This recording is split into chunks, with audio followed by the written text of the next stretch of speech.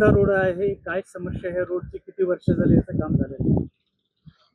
Sir, टाकवे औद्योगिक केंद्राला जोडणारा हा टाकवे बेलज राजपुरी असा हा जिल्हा परिषदचा 63 क्रमांकाचा रोड आहे आणि हा 2017 पासून याची कुठलीही डागडुजी सुद्धा झाली नाही. 2017ला याची फक्त डागडुजी झाली होती.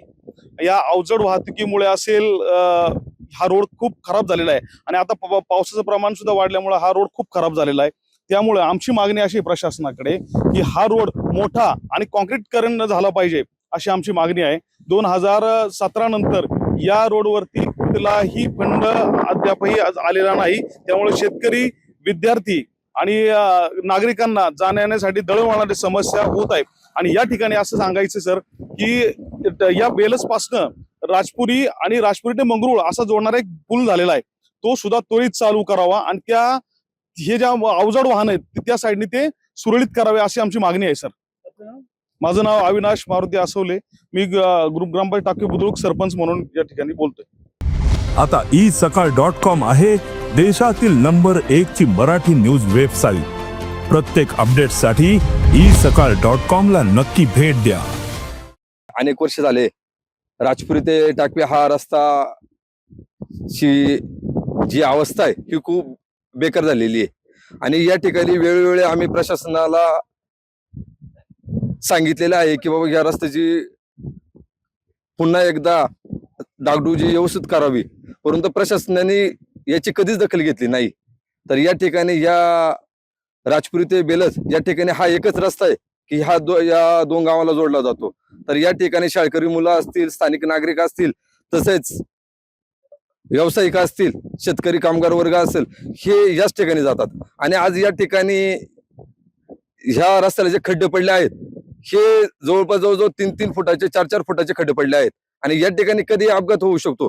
काल परवा एक माझा मित्र आकाश म्हणून आहे, ते ह्या खड्ड्यामध्ये त्याची गाडी घसरून त्याला दुखापत झाली. तर याला जबाबदार कोण? तर याला जबाबदार प्रशासन आहे.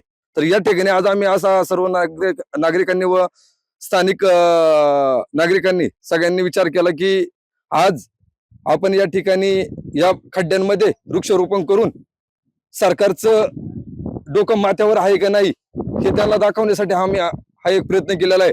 आणि या ठिकाणी या सर्व रस्त्याचं ही दुरावस्था असण्याचं कारण एकच आहे की प्रशासन आहे आणि याला प्रशासनाला ही जाग यावी यासाठी हा आमचा छोटासा प्रयत्न आहे. आणि यानंतर जर रस्त्याचं व्यवस्थापन केलं गेलं नाही तर याच्या नंतरही आम्ही मोठ्या प्रमाणात तिथे एखादं आंदोलन उभं करू आणि सरकार प्रशासनाला आम्ही त्याचा जाब विचारू. काय प्रॉब्लेम आहे सर या रोडचा? सर, आपण बघताय की आता आम्हाला राजपुरी असेल, बेलज असेल किंवा गायकवाड पडाळा असेल, ओवळवस्ती असेल, लोंढे वस्ती असेल, ह्या लोकवस्तीला आम्हाला एकमेव पर्याय हा टाकवे तो राजपुरी हा एकच पर्याय आहे. आणि आम्हाला मुख्य बाजारपेठ ही वडगावची येते. या बाजारपेठेला असेल किंवा शाळकरी मुलांना असेल, कामगार वर्गाला असेल, नवला कुंभरे MIDCला हा आम्हाला एकमेव ऑप्शन आहे. त्यानंतर शाळेतल्या मुलांना असेल, दूध व्यावसायिकांना असेल, सर्व नोकरदार वर्गाला असेल, हा एकमेव पर्याय असताना तालुक्यातल्या बऱ्याचशा रस्त्यांची परिस्थिती बरी आहे. पण राजपुरीची अशी परिस्थिती की 2016 साली हा रस्ता झालेला आहे. त्यानंतर या रस्त्याचं काम अद्यापही झालं नाही, डागडुजी झाली नाही. का झाली नाही आम्हाला सांगता यायचं नाही, पण आम्ही वेळोवेळी पाठपुरावा करतोय त्या गोष्टीचा, पण अजूनही त्याची दखल घेतली जात नाही. ही जर परिस्थिती अशीच राहिली तर आमच्याकडं आंदोलनाशिवाय पर्याय राहणार नाही. आम्ही आपल्या माध्यमातून प्रशासनाला ही जाग आणून देऊ इच्छितो की आता आपण पाहिलं की आम्ही खड्ड्यामध्ये वृक्षारोपण करून या सरकारचा, शासनाचा निषेध केलेला आहे.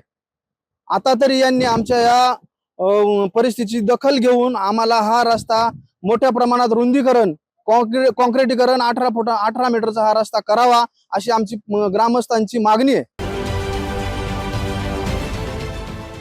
देश विदेशातील प्रत्येक घडामोडींचे लाईव्ह अपडेट मिळवण्यासाठी आता साम टीव्हीच्या सर्व सोशल मीडिया प्लॅटफॉर्मला लाईक, फॉलो आणि सबस्क्राईब करा.